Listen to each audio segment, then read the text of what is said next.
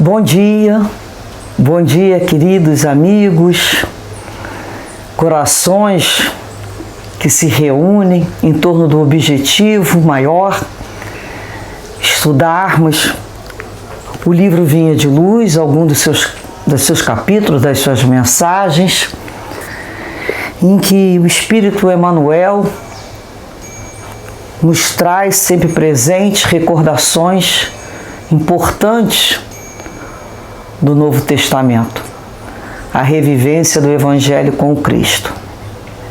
A doutrina espírita, através da psicografia do Chico Xavier, nos possibilita inúmeros textos para que possamos refletir junto com esses amigos espirituais, aproveitando a oportunidade para recebermos instruções, intuições necessárias em nossa caminhada. Dessa maneira, pedimos sempre a bênção de Deus, nosso Pai, de amor, carinho e misericórdia, que nos cuida a todos, protege, de Jesus, nosso Mestre, grande irmão, nosso amigo incondicional, nosso caminho, a verdade e a vida, e nele depositamos a nossa confiança. Dessa maneira, hoje iremos ler a lição número 3, que tem como título Não Confundas. Emmanuel nos traz aqui o capítulo 10, versículo 11, da Epístola de Paulo aos Romanos, em que ele nos diz: porque a Escritura diz: todo aquele que nele crer não será confundido. Em todos os círculos do cristianismo, há formas diversas quanto à crença individual. Há católicos romanos que restringem ao padre o objeto de confiança. Reformistas evangélicos que se limitam à fórmula verbal e espiritistas que concentram todas as expressões da fé na organização mediúnica. É natural, portanto, a colheita de desilusões. Em todos os lugares há sacerdotes que não satisfazem, fórmulas verbalistas que não atendem e médiuns que não solucionam todas as necessidades. Além disso, temos a considerar que toda crença cega, distante do Cristo, pode redundar em séria perturbação. Quase sempre os devotos não pedem algo mais que a satisfação egoística no culto comum, no sentimento rudimentar de religiosidade, e daí os desastres do coração. O discípulo sincero, em todas as circunstâncias, compreende a probabilidade de falência na colaboração humana e, por isso, coloca o ensino de Jesus acima de tudo. O Mestre não veio ao mundo operar a exaltação do egoísmo individual, e sim traçar um roteiro definitivo às criaturas, instituindo trabalho edificante e revelando os objetivos sublimes da vida. Lembra sempre que a tua existência é jornada para Deus. Em que objeto centralizas a tua crença, meu amigo? Recordo que é necessário crer sinceramente em Jesus e segui-lo para não sermos confundidos. E é bem o que Paulo fala, né? Todo aquele que nele crer não será confundido. Em que objeto estamos centralizando a nossa crença? Aonde estamos depositando a nossa confiança? Esse texto de Emmanuel realmente é muito importante, porque o pensamento religioso, ele progride, ele evolui, como tudo na vida.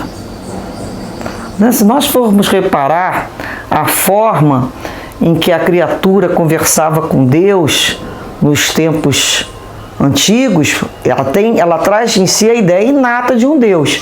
Mas como é que ela conversa com esse Deus? Ela representa esse Deus com tudo na natureza que ela não conseguia compreender, um trovão, um raio. Então, ela tinha vários deuses, ela necessitava de ter vários deuses para agradar, sempre aquela ideia de agradar a esse Deus, aplacando a sua fúria, aplacando, como se fosse uma sensação de não confiança. Então, nós vamos reparar que esse pensamento religioso, ele foi sendo transformado. O primeiro movimento, grande transformação, foi com os judeus, com o povo hebreu, que traz a ideia do monoteísmo, de um Deus único. Mas traz aquela ideia de Deus ainda muito vingativo, muito cioso, Deus que preferia um irmão ao lugar do outro. Era necessário naquele tempo, era a concepção de Deus. Nós vamos reparar que as nossas concepções, nós vamos retratando esse Deus, né, da forma que se consegue. Tem criatura que é uma necessidade de materialização, de escultura, de conversar com Deus através de uma forma. Com a chegada do Cristo, ele nos livra de toda a cadeia que já vivemos, escravizados a crendices, a superstições. Ele é o caminho, a verdade e a vida. O tempo, ele afirma, eu sou. Então ele é o enviado, sim, ele é o Messias que foi aguardado. Ele nos demonstra e exemplifica em todos os momentos da sua vida as virtudes que deveremos conquistar. Houve necessidade da criatura buscar um local para se reunir, para tratar desses assuntos. Então elas se buscam por afinidade. Interessante que Jesus não cria nenhuma religião. Jesus nos dá a questão moral, a questão do amor. A lei de Jesus é amor. Ele traduz todo o Antigo Testamento em amor. Amar a Deus, amar a si e ao próximo como a si mesmo. A questão do amor. O amor incondicional, o amor bem dividido. Mas o ser humano tinha necessidade de fazer separações. Né? São o que a gente chama de sectaristas, fazer facções, como tudo na vida. As pessoas acabam se dividindo lá, um grupo já é pequeno, vai dividindo em subgrupos, né? Os seus pensamentos, e aquilo vai criando cada vez mais, de vez ser uma união, uma separação, em torno de uma ideia comum, que é Deus, que é Jesus. Então ele nos traz aqui diversas, né? Ele bota aqui, por exemplo, a questão da religião católica, a evangélica e coloca a espírita. Ele traz essas três. Nós sabemos que existem inúmeras outras, mas nós estamos falando da concepção cristã, que traz Jesus como centro. Mesmo com Jesus no centro, nós vamos ter essas vertentes. E ele fala aqui que a pessoa vai buscar lá na missa e muitos não se encontram. Aí começam a observar que não quero mais continuar indo na igreja porque eu descobri que o padre tal fez isso, a freira tal fez aquilo outro, e aí se desilude. Aí sai lá da sua crença. Aí vai buscar em outro lugar, não é assim que a gente vê? Aí vai lá para a igreja evangélica. Chega na igreja evangélica, começa a perceber a dificuldade, porque também não encontrou ali no cântico, não entendeu na questão da Bíblia, ficou desiludido. Não encontrou Jesus ali. Aí vai para o espiritismo, vai buscar um centro espírita organizado, aí chega lá no início, a pessoa ali da recepção já não me tratou bem, o palestrante falou umas coisas que eu não entendi, ou então o médium não resolveu o problema da minha dor de cabeça, enfim.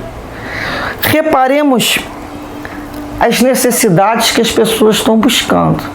É igual aquela passagem que o que você busca? Né? Como se Jesus estivesse atrás de todos esses templos, ali no fundo, olhando para a gente, perguntando, o que você busca aqui? Na realidade, o que nós estamos buscando? Se o nosso pensamento religioso, cada vez mais, como Jesus nos ensinou, deve ser espiritualizado. Então, onde é que vamos adorar a Deus? Vamos adorar a Deus em verdade e em espírito. Isso é o principal, dentro dos nossos corações. Através da obediência às suas leis, através dos nossos comportamentos e pensamentos alinhados à lei de Deus. Isso é adorar a Deus. Eu não posso falar que eu amo a Deus e aborreço as obras, eu atrapalho as obras de Deus. Como é que eu amo a Deus se eu estou agindo de forma diferente?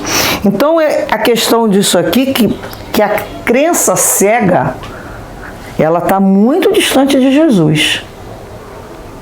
Porque Jesus, na realidade, o que ele vem nos pedir? O que ele vem nos ensinar? Ele vem nos ensinar a amar, a perdoar, a relevar, a compreender, a nos resignar. Então, a ter mais paciência, a ter confiança acima de tudo em Deus. Então, isso é Jesus. Todo o restante ainda é questão rudimentar de religiosidade, que as pessoas necessitam. São as questões particulares da personalidade dela. Conforme você vai evoluindo, vai desenvolvendo o senso moral, mais ele quer se aproximar de Deus, mais se busca Deus. Então nós nos unimos com o objetivo de nos fortalecer. Um grupo que ora unido fortalece aquele grupo e atrai para próximo de si aquela espiritualidade que comunga do mesmo objetivo. E é isso que nós estamos fazendo, é isso que a gente deve fazer em qualquer lugar. Porque a gente começa a entender que o outro, assim como nós, é uma criatura humana, falível, cheia de problema para resolver. Então, o fulano pode entender muito lá do Antigo e do Novo Testamento, o outro pode ter lido todos os livros espíritas, o outro leu todos os livros da Reforma, mas é ser humano ainda. Por mais que tenha mais condições do que eu, do que você, mas ele também é ser humano. Ele ainda está no seu testemunho. O problema é que muitos não entendem isso e criam em torno de si um culto à própria personalidade. As criaturas buscam muitas vezes aquele grupo grupo de elogio, grupo de discípulos. E isso nós temos que vencer, porque Jesus vem para nos libertar dos rituais, da personalidade do outro, amar o outro como ele é. O outro está ali naquele momento conduzindo aquele culto. Ele está nessa vida fazendo essa função muito importante lá no grupo religioso dele. Isso sim, mas ele é uma pessoa. Eu não fui lá por causa do padre, eu não fui lá por causa do pastor, eu não fui lá por causa do presidente espírita, por causa do médico. Fui lá, seja esse lá numa montanha, seja esse lá em algum lugar em que as pessoas se encontram, para buscar o Cristo, buscar ali o alimento para a minha alma. Então o outro, que Deus dê força para ele, para que ele continue firme fazendo o papel dele ali de substituição como um pastor de um determinado grupo. Mas ele é falível. Portanto, é isso que a gente tem que compreender. Aonde é que nós estamos centralizando a nossa confiança? Tem que ser em Jesus, porque Jesus é o nosso amigo incondicional. O restante é falível e imperfeito. Jesus nos fala aqui no capítulo 7 de Mateus, versículo 24, que ele fala aqui, todo aquele que escuta minhas palavras e as pratica é semelhante a um homem prudente que edificou a sua casa sobre a rocha. E desceu chuva, e correram rios, sopraram ventos, e combateram aquela casa, e não caiu, porque estava edificada sobre a rocha. E aquele que ouve as minhas palavras e não as cumpre, compará-lo-ei ao homem insensato que edificou a sua casa sobre a areia. Desceu a chuva, correu o rio, assopraram ventos, combateram aquela casa, e ela caiu, e foi grande a sua queda. Vamos reparar então, onde está o fundamento? É só nas palavras de Jesus, ter ela de cor? Ou escutar como ele fala e as praticar? Não adianta eu ficar olhando para o mapa, decorando o mapa, se eu não sair daqui para fazer o trajeto. Só olhar o mapa não faz com que eu chegue lá. Eu preciso andar, eu preciso ir até lá. Então todo o restante muitas vezes é confuso. Tem algumas pessoas que buscam confundir a fé do outro para encontrarem ali uma maior credibilidade ou para trazer uma novidade, como no tempo do Paulo era chamado. Muitos traziam ali a novidade, que era a confusão, porque Jesus é muito simples. Jesus é para os doentes, é para aquela alma que está cansada de sofrer. Jesus não tem absolutamente nada de difícil, nem de científico, nem de uma inteligência mais elaborada. De forma alguma, a doutrina espírita vem nos traduzir isso de uma forma muito tranquila. Eu me lembro de um caso que eu li, que uma pessoa foi buscar Chico Xavier para conversar com ele, não pôde no trabalho, falou que não estava. Aí a pessoa voltou para o hotel. Aí voltou lá onde ele trabalhava, falaram que ele estava lá no centro espírita. A pessoa foi lá, falaram que não estava no trabalho. E a pessoa ficou andando para lá e para cá. A pessoa tinha viajado até a cidade, lá de Minas, para encontrar o Chico. E tinha aquele dia. E o Chico não encontrava o Chico. O Chico tinha que trabalhar, o Chico tinha seus afazeres, né? Como todo ser humano. E aí ela deixou um recado lá para dizerem para o Chico que, como ela não conseguiu encontrá-lo, a partir daquele momento a crença dela, ela perdia em Jesus e que a responsabilidade era dele. Olha só. A responsabilidade era dele. E ele ficou triste. Deve ter ficado muito triste quando a gente escuta isso, né? E aí o Emmanuel falou para ele, olha, ainda bem, né? Mais ou menos isso. Porque se o fundamento da fé daquela pessoa em Jesus for em você, é melhor que acabe agora, para ela poder se reconstruir. É verdade, né? Olha a humildade do Chico. Quer dizer, ele sabia, Manuel explicava para ele que a rocha é Jesus. Nós temos que edificar em Jesus e não na personalidade, por mais elevada que fosse a do Chico Xavier. Nem de médium nenhum, e nem de padre e nem de pastor nenhum. Reconhecemos o trabalho, gostamos da forma com que eles dispensam esse tempo, o fruto das suas pesquisas, dos seus entendimentos. Agradecemos pela edificação da Casa Espírita ao presidente, quantos presidentes de Casa Espírita, né? Quantos dirigentes de grupos de estudo. Nossa, é um trabalho lindo, é um trabalho lindo. Mas não é a rocha. Eles podem cair porque é natural. A gente tem que entender que é natural. Porque nós queremos que o outro seja perfeito. Mas perfeito é só Jesus. A gente consegue compreender isso? A gente parar para ver a história da vida de Paulo, é muito perceptível. Ver como ele caminha.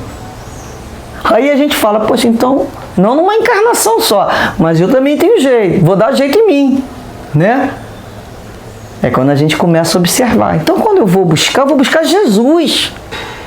Eu vou buscar um ambiente, seja ele que me faça bem, que eu encontre um pouco de paz, que eu faça uma oração, que eu busque, né?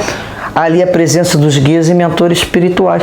Se uma pessoa nos fala assim, olha, eu estou aqui na casa espírita, eu vim tomar um passe, mas eu sou de outra religião, eu sou uma pessoa católica, eu estou aqui, mas eu gosto da minha igreja, o que a gente deve falar?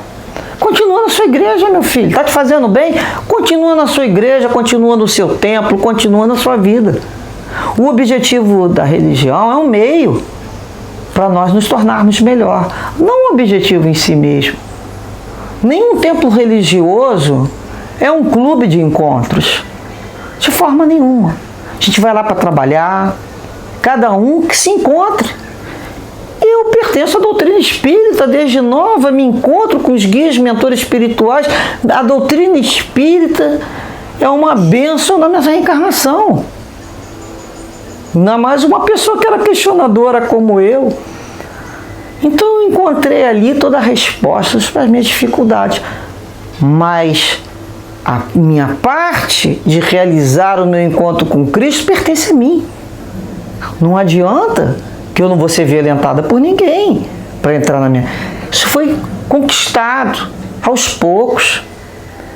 É um trabalho que eu faço até hoje da nossa própria fé. Mas lembrando que é Jesus o nosso caminho. E os outros são criaturas como nós, né? Que ainda trazem as suas dificuldades, trazem as suas falências pessoais, e assim podemos compreender.